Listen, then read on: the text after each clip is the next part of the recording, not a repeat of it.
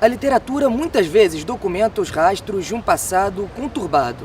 O escritor congolês Félix Caputo foi preso em 2006 e, quando saiu do cárcere em sua terra natal, morou nos Estados Unidos, na Bélgica, no Japão, até aterrissar no Brasil no ano passado. Ele já publicou 2 obras de ficção e 5 livros acadêmicos. Mora atualmente em Belo Horizonte e trabalha na Universidade Federal de Minas Gerais. Caputo recebe o auxílio da ICORN, uma entidade que auxilia escritores, jornalistas e artistas que precisam de refúgio em outros países. Ele veio para o Rio de Janeiro para um ciclo de debates A Palavra Fora do Lugar, que vai abordar a influência da literatura e sua relação com o exílio. Bon, merci beaucoup, Monsieur Félix, pour l'interview. Et vous êtes au Brésil depuis une année complète. En effet. Et vous avez déjà appris quelque chose en portugais? Oui, bien sûr, bien entendu. Et qu'est-ce que vous parlez de portugais? C'est une phrase que vous avez... c'est curieux. Bem-vindo. Bem-vindo. C'était la première chose que vous avez appris. Bon dia, c'est la première chose. Ah, bon dia. Et maintenant, dans votre adaptation au Brésil, quelle a été la principale difficulté? Je n'ai pas eu de difficultés énormes concernant les gens que je rencontre parce qu'ils sont très accueillants, généralement parlant les Brésiliens, de partout. Je n'ai pas eu non plus de difficultés concernant les nourritures ou les repas que les gens mangent ici parce que les repas sont très semblables à ce que j'avais au Congo. C'est sur base des mêmes aliments que l'on a au Congo, que ce soit le maïs, que ce soit le manioc, que ce soit les œufs, que ce soit les haricots. On partage beaucoup de choses en commun. Je n'ai pas eu de difficultés concernant tout cela. Je n'ai pas eu non plus de difficultés concernant l'université parce que l'université est une université comme partout ailleurs au monde. Mais les difficultés que je crois avoir rencontrées sont plutôt liées au monde administratif.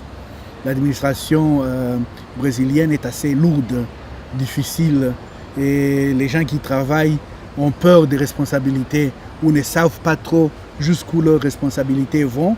Et alors, quand cet état-là, où vous, les visiteurs, vous devez faire face à cela, vous ne savez pas trop où aller et alors ça fait traîner des choses. Mais autrement, le pays est très agréable, les gens très agréables et la vie très agréable au Brésil. Oui, et en parlant de votre vie au Congo, comment était votre vie comme professeur universitaire à Lubumbashi? J'aimais bien parce que c'est pour ça que j'avais été formé comme professeur de Lubumbashi et les étudiants et l'environnement. J'aimais bien, malgré les petites difficultés dues par exemple au fait que le pays avait connu des hauts et des bas, qu'il y avait eu des pillages vers les années 90, qu'il y avait eu interruption de corruption tout au long des années 90. Cela pouvait faire quelque peu débat, mais en même temps, ça constituait des défis qui faisaient qu'on devait travailler pour relever la tête et pour regarder de l'avant. Donc j'aimais bien ma vie là-bas et j'étais en fait entraîné, j'étais en fait formé pour vivre là-bas et pour y faire face. Et maintenant parlons de 2006, que votre vie a changé complètement. Est-il vrai que vous avez été arrêté au Congo sans justificatif et comment vous avez reçu cette nouvelle? Évidemment, c'était une très mauvaise nouvelle parce que, comme j'ai dit, ma vie était là-bas.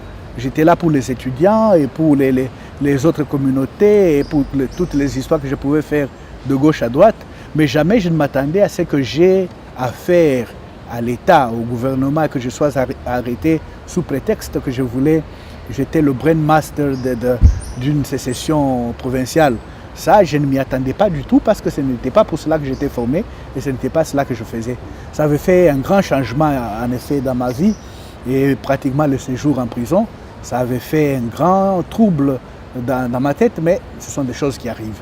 Et pourquoi vous croyez que vous avez été arrêté?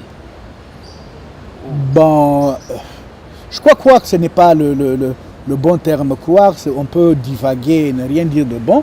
Disons qu'il y avait une accusation qui pesait sur moi et qui n'était pas justifiée parce que j'avais été en séjour académique au Japon où je faisais des études de religion et genre, et qu'en retour on m'arrête pour une chose liée à la politique, ça n'avait pas de lien du tout.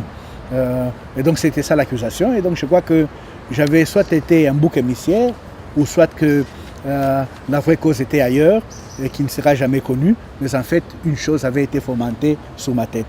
Et quelles sont vos mémoires du période de prison? Ah, la prison. La prison, c'est un autre monde parce que vous y vivez une autre vie. Vous y rencontrez d'autres personnes, vous y rencontrez une autre logique de vie, mais en fait, vous y apprenez aussi à voir la mort. Souvent, nous avons peur de la mort et nous la voyons toujours à distance et nous la croyons bonne pour les autres et nous le jugeons qu'elle est toujours loin de nous, qu'elle ne viendra peut-être jamais. Mais le fait de passer par cette prison, là où il y avait de très grandes souffrances, m'a fait voir de près la mort et m'a fait voir que la mort en fait n'était que l'autre versant de la médaille. D'un côté la vie, de l'autre côté la mort, et que ça pouvait arriver à n'importe quel moment. Vous avez eu peur quand vous avez sorti de la prison? Vous êtes sorti de la prison? Si, disons que c'est difficile par après quand vous passez par ces traumatismes-là de construire une vie tout à fait normale, parce que vous devez vous poser la question sur chacun de ceux que vous rencontrez, si vous pouvez leur faire confiance, si vous ne pouvez pas leur faire confiance, qu'est-ce qui vous attend? Est-ce qu'il y a encore une autre histoire qui est construite sur vous? Va-t-on venir frapper à votre porte ce jour-là ou un autre jour pour une autre raison, etc. Vous vous mettez à creuser pour pouvoir trouver qu'est-ce qui s'est passé exactement, qu'est-ce qui pourrait se passer encore, et ça change tout à fait votre vie. Et après ça, vous êtes sorti du Congo?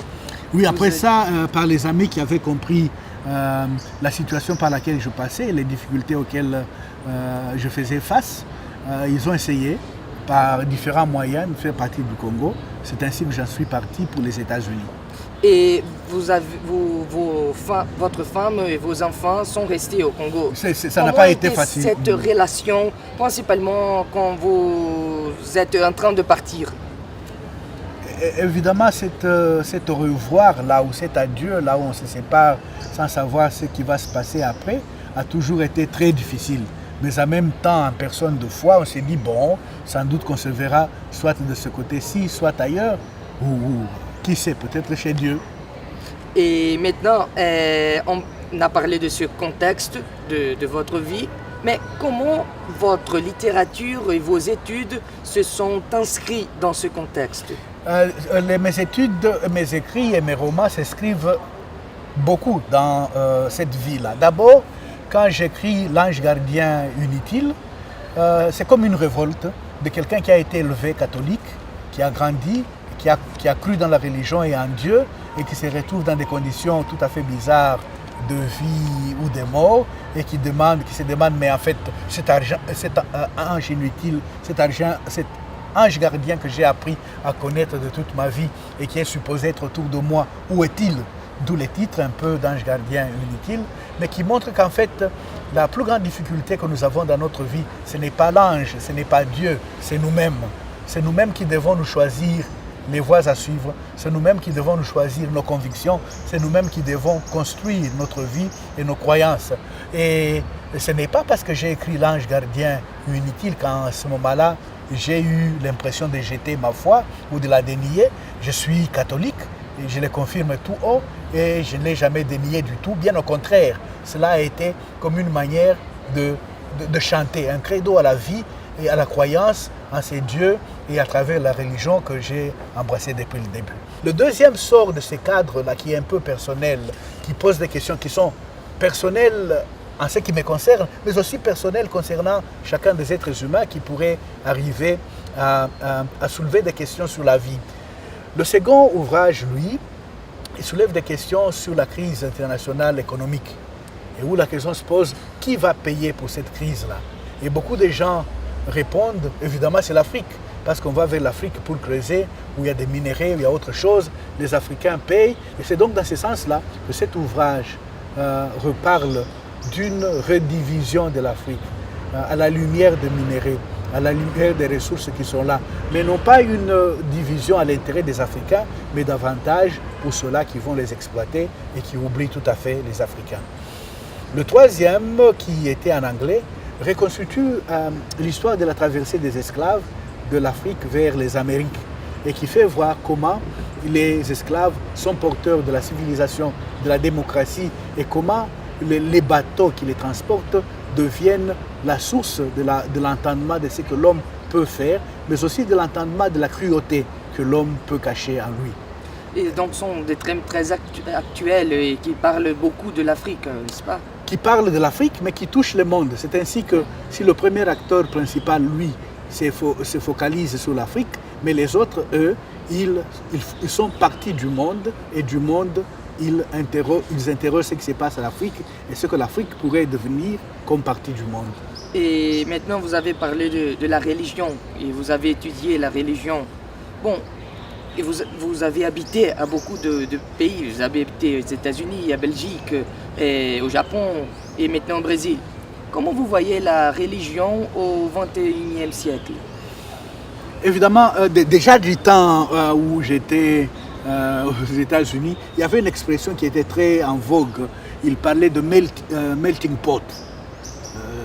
Ça voudrait dire un peu, où l'on met un peu de tout. Évidemment, c'est ainsi qu'aujourd'hui, j'ai rié un peu en lisant quelque part où il parlait de la religion des pâtes. Quelqu'un qui commence à parler a dit qu'il aura une religion qui est basée sur les pâtes, etc. Donc, il y a du n'importe quoi que les gens pourraient aujourd'hui baptiser du nom de religion. Mais en même temps, il y a ces religions que nous connaissons depuis toujours, qui, par les connaissances qu'ils transmettent aux êtres humains, et j'en ai eu à connaître, que ce soit la religion catholique, la religion bouddhiste, la religion musulmane, que ce soit certaines autres religions du Japon, etc., mais qui toutes tournent autour de l'être humain.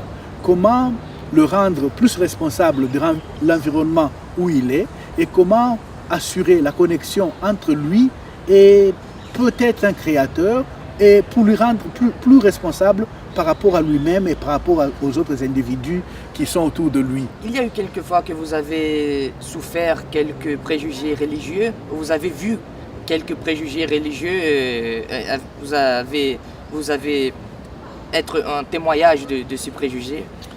En fait, personnellement, je n'ai pas eu de préjugés tels quels concernant les religions. Au contraire, si les gens se rendent compte que vous vous intéressez à ce qu'ils font et que vous voulez connaître, ils sont prêts à vous l'apprendre. Ils sont prêts à partager les espaces de religion que vous pouvez avoir avec vous. Quand j'étais à l'université de Santa Barbara aux États-Unis et que j'avais parmi mes collègues des musulmans, ce fut pour moi une occasion de connaître davantage les valeurs fondamentales de l'islam et aussi connaître davantage comment parfois ces valeurs-là sont truquées dans certaines communautés ou mal comprises, etc. Et alors vous avez des espaces où vous échangez avec eux et où vous les apprenez à les connaître davantage et où eux aussi apprennent à vous connaître et ce partage-là est très intéressant tout autour du monde. Bon, Félix, merci beaucoup pour l'interview. E Rafael Abduche para a TV PUC Rio.